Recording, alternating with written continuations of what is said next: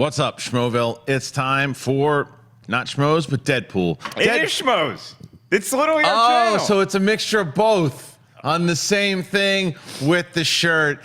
And now it's part 2. Def Leppard rocks. This is a spoiler review, and this is what we love doing, is talking with each other and with you guys about all the shit that happened in the movie, all the stuff that we couldn't talk about in the non-spoiler review. It's a Deadpool review. There's a little bit of swearing in the movie. There's a lot of stuff that happens in the movie. It kicks off, and Deadpool is not the happy Deadpool. He's cracking some jokes, but Kristian, he's sad. He's not sad right away. He's running. Well, I guess he is in the very opening. When he's telling us a story. He's telling us how he flashes back, and he blows himself up. His head goes up, and all that stuff. But then we find out Vanessa gets killed. And why does she get killed? It's because he's running around doing his thing, killing people, but he lets one of these people go. They come to his apartment. He finds out he's going to have a kid. They kill him, and and now Deadpool's got to do some new stuff. Yeah, and I was really bummed watching that scene because I'm telling you, man, it's such a weird thing where this movie that's so sarcastic and self-referential and acts like it doesn't give a crap about anything. I really care about their relationship. I really care about Wade and Vanessa, and to see that scene and to realize, we're not going to get her for the rest of the movie was a real bummer. But the way that he got to like visit her even in death and almost get to that point because he has so many near-death experiences, I thought was a highlight of them. It might have been my favorite part of the movie is the way that he just went through this dead pool to get down there and actually get at least a chance to look at her again and to have that interaction and to kind of reinvigorate himself on his journey. They used her very well throughout this entire film because even after they kill her the first time, you then go into the credit scene, the spoof on Bond, which was very funny, but they also staying true to what they did in the first movie, except, oh my God, you guys actually killed her? What are you doing? And then we jump into the actual story and the fact that now he's all bummed out. He's put together. The only thing is if he blows up, right? And he's all detached. But yet, when Juggernaut rips him to pieces, the baby limbs come back. The baby limbs are nowhere to be found after he blows himself up. Yeah, I don't know that we see. He's in a bag and then he's on the couch. He gets stitched together by Colossus. That was kind of a. There's a lot of things at Professor X's mansion that can you? help one heal in ways that maybe you wouldn't have on the outside. That's how I write it up. I don't know. Speaking of healing, it was so funny to see the very first thing that we saw in the movie was the toy thing that he has of Wolverine dying. That was funny. And it was such a good, just way to good bit. Open there was the a lot joke. of good bits. I think there were a lot of good jokes that worked. A lot of the stuff with Wolverine, even the throwback at the end when he shoots the post-credit scene when he shoots himself in the head was. So did Hugh Jackman shoot any of that stuff with the Deadpool team, or was that all from the actual movie? I thought it was old footage. I think it's old footage. Because he looked significantly younger. Yeah, but I mean, you could, I know. It looked, I think it was old footage because then when they shot back to him standing there, that clearly wasn't him. Yeah. But all that stuff, the post-credits stuff was great, and then when Ryan Reynolds dies, I mean, it actually goes right back into what we were talking about before. I thought that it was a kind of a spoof on itself on superhero movies and how the time travel saves everything and the X-Men Days of Future Past, they spoofed that because it's like, don't worry about it, Vanessa's not dead, and they bring her back, and I was glad for that. And then the way that Cable did it, the Cable reveal at the end with the way that it worked with time, I thought was interesting. I thought the time travel mechanism was awesome. Yeah, it was cool. I liked the wristwatch kind of deep sea water resistant look of it. It was really neat. And then you're right, at the end it kind of gives us the outlet to say we can go back as far as we want to, even though Cable didn't do that when he had his I'm finding my heart moment, and he just rewound a little bit. When he only rewound a little bit, I'm like, shit, dude, you could have gone back and saved Vanessa. The reason why this poor guy so beat up in the first place. But then Deadpool having the X-Men work on it. That's one of the things, though, that I was a little disappointed with this movie is that at the end he has Brianna Hildebrand, Negasonic Teenage Warhead, and her lover working on it. I wanted to see a little bit more of them in the movie. I thought they were good when they were there, but she was so good in the first one. I did like that bit when he kept saying hi to the girlfriend. And it was funny, but I thought Colossus was perfectly utilized. Yeah. Just like it was in the first one. I wanted to see more Domino. I thought Domino was set up so well, and her chemistry with Ryan Reynolds was so good that they even did test screenings or where the audience wanted to see more, and they wrote her a bigger part, but I think she even needed a bigger part. But the X-Force stuff was probably the best stuff in the whole movie. The way that they set that whole thing up, the auditions, and now they're going to kick some ass, and then they all die. It was amazing. Yeah, the only nitpick I have about that is that it was very MacGruber feeling.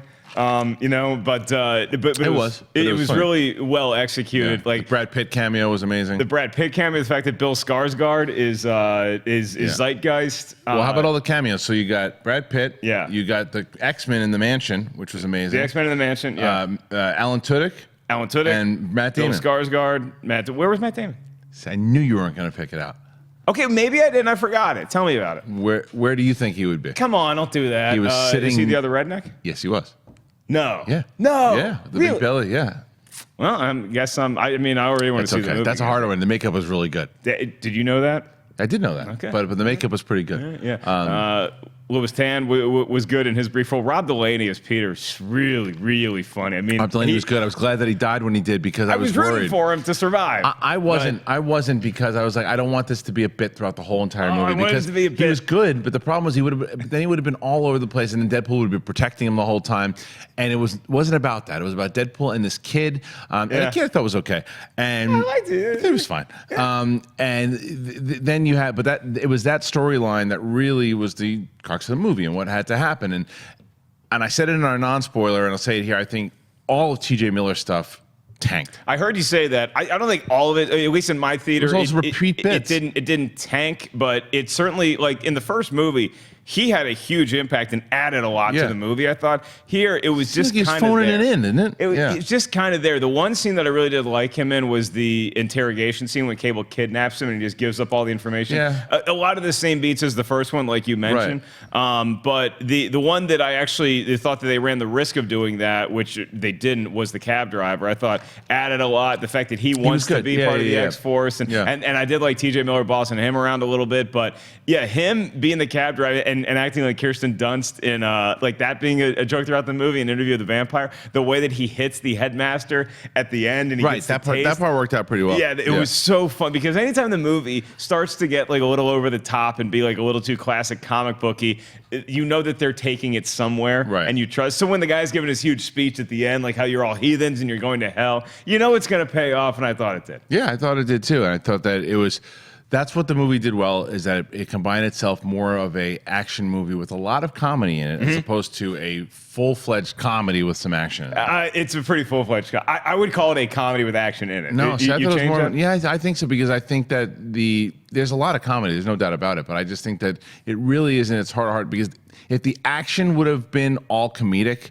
Granted, he's teabagging a guy in the middle of the scene, but if the action would have been all comedic and not take itself seriously, then I would have. But you look at that John Wick director doing this movie, you could see that. I can't fight too hard against that argument. It's a tough call. I feel like every action scene had so much comedy in it, and then there's also just dumb comedy moments in it and it just flies at you so fast and furious. One of my favorite scenes, and I want to hear a couple of yours too, is when he's at the bar and he's talking to the big guy, and he brings up the whatever that psychology test is, and the Cooper Ross, and he stumbles it, and then Deadpool's leaving. He's like, "All right, no more speaking lines for you." And then you put the math together. What just happened? That he had to feed the guy his line. Yeah, I thought it was so well played. And I was worried about. I like that. I mean, look, there are so many of those jokes that worked well. I was worried about the fourth wall being broken so many times and then the meta stuff. You were worried about it, or you actually thought they went too far? No, I was worried about it because in the beginning I thought they were going too far, and then they eased off a little bit. Then they started to kind of jab you with it, and I thought, jabbing is ultimately what Deadpool did, but it was really, like you said, Fast and Furious coming in there, and I was like, let's not suck me out of the movie completely. But then I found myself getting invested in what the ultimate story was. Yeah. So I was good with it. But I love the Juggernaut stuff. Yeah. I loved it. I thought that it redeemed that piss pox that Brett Ratner made all those years ago. I think that it was that because Vinnie Jones's Juggernaut. Here, this Juggernaut, that's the Juggernaut I remember. Yeah, this Juggernaut was well used. The scenes in the prison were cool. It was fun to see Deadpool and the kid not be able to use their mutant powers at all. I thought that was really a nice element to the story. And the fact that Josh Brolin was able to take the character as portrayed in this movie of Cable and still gets mind some comedy to kind of keep up with everybody else, I thought it was a real... It's not to the level of like I'm Jeff not a Daniels. Racist, you idiot. Yeah, that kind of stuff. Yeah. Jeff Daniels, it's like amazing how he was able to keep up with Jim Carrey, Jim Carrey's Apex. It wasn't to that level because he wasn't as goofy, but he managed to feel like he belonged in this movie as opposed to a more serious superhero Well, sometimes movie. that works and makes the comedy even that much more effective when there's such a goofy character playing up against a completely the straight arrowed type of character. Yeah. That makes the comedy that much more effective, and that's what that relationship did for sure. And I thought that Domino, when she threw in her humor, kind of deadpanned, that worked. And I think that everybody, this is like where I think that the humor, they all serve their purpose. It wasn't everybody trying to get in little jokes and everybody was the same character telling the same jokes, which is what we've seen in a couple different superhero movies. Right, yeah. This was more of Deadpool.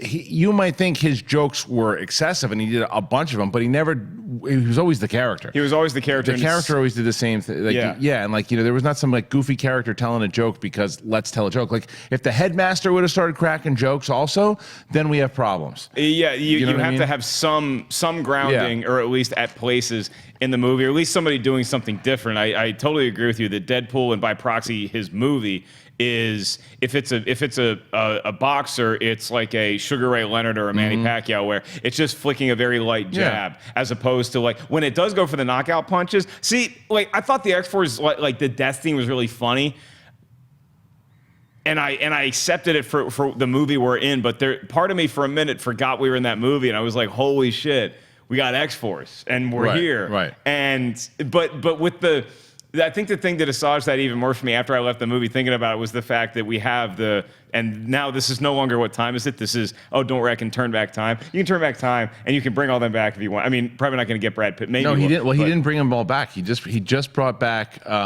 Peter, yeah. Which is hysterical. Yeah. I thought that was funny. It's like he didn't save anybody else except Peter. Yeah. He then saved Vanessa. Obviously, and then he killed himself, and then he killed twice. But the question is, what are they going to do moving forward? I don't think it's going to be an X-Force movie. Yeah, right? And I don't even really think they were caring about that. They were just saying they want to make some funny bits here, and they gave Deadpool what Deadpool needs, and that's the freedom to do whatever the hell he wants. Right. Because if it doesn't work, you just go back in time and you fix it again. And in a normal movie, even an X-Men movie, which has done that, which maybe some people think X-Men has done that a little bit too much, it's Deadpool, and you can't really make fun of Deadpool. You can't really get upset at Deadpool because Deadpool's going to make fun of itself first. Who did you see in that X-Men cameo? I saw McAvoy, I saw Beast, I saw Quicksilver. I saw just Beast and Quicksilver. That was it, huh? Who else is there? I mean, I know... Is Jean Grey there? I don't know, but seeing Beast, that's Beast attracts the eye, and then right before the door closed, I noticed Quicksilver. Yeah. That's the problem I had. This is what I said also when Collider was that Deadpool can never appear in an X-Men movie. X-Force, sure, you can never have him in an X-Men movie. It'll suck me out of it completely because of the way that how much they broke it and throwing in the McAvoy and Stewart and. You can't, dude. You cannot put Deadpool in an X-Men movie. Also, because the timeline also is all effed up too. Because why were the younger versions of them there? What time is it? It doesn't work. And if he starts throwing references of stuff like being a movie in an X-Men movie, I'm out. I'm out. Here's the problem I have with it. It's not that it wouldn't be awesome to be watching like Dark Phoenix and like Deadpool shows up for an action sequence and just helps out, cracks a couple jokes, and doesn't break the fourth wall. Even if he does, I mean, I would be on board with it. The issue that I would have more so than that is having the X-Men, not the ones that have already been in there, but new X-Men being in a Deadpool movie, and the reason for that is because it's made such a point in the first two movies that, hey, we're this small indie superhero movie. They can't afford to have, like, every time we go to the mansion, nobody's there and the halls are empty. Well, that was the joke in this one. I would rather preserve that joke than I would the sanctity of the X-Men movies, because I honestly think the end of Apocalypse could have used a little bit of Deadpool. And I'm not saying Dark Phoenix needs Deadpool for me to be happy. I'm not talking about humor. I'm talking about the fact that... No, I'm talking about action too. I'm not talking about action either. I'm talking about by putting Deadpool and making Deadpool do what he does in this movie in an X-Men film, you then let everyone know, because this tells you when you're watching it, this is just a movie. This is a movie. This is Ryan Reynolds. He's telling you this is Ryan Reynolds. Yeah. He's cracking a joke that was a bad script writing thing. Yeah, that was lazy. That's part of but that's part of Deadpool, and that's what Deadpool's always done. But when you start doing that in an X-Men movie, like I was okay getting sucked out of moments in here realizing, oh, that's Ryan Reynolds cracking jokes about because that's what Deadpool does. In X-Men, I'm out. I'm not out. Okay. And I'm not saying I need it. If I see Dark Phoenix, I'm not going to be waiting for Deadpool like we both were for a Hugh Jackman cameo in that movie. Right. But I would not say no to that either because I don't think that it ruins the sanctity of what the X-Men have built up over the last almost 20 years. Yeah. But anyway, that's it. Either way, yeah, it was a good movie. Good. I still stand by it. It's fun to talk like about it. it, but I still stand by my rating that I couldn't get it to 4 out of 5. But really enjoyed the time, and I'd be up for another. I enjoyed it. I thought it was fun, and I look forward to seeing whatever they do with him next. Which is X-Force. Right. All right, over there, you're going to check out more of our reviews there. You got the Solo review if you want to check that out. We're going to have the Solo spoiler review, which comes out once the movie comes out. Yeah, it'll be long. And then you've got other reviews, our Harlow Vanilla show, and then you want to buy this shirt, the Schmoes Know Deadpool shirt, well, then go right in there, go to the store, and go get it. There's a sale going on, too. There's a sale going on, too. Thank you, Copster. Back to you.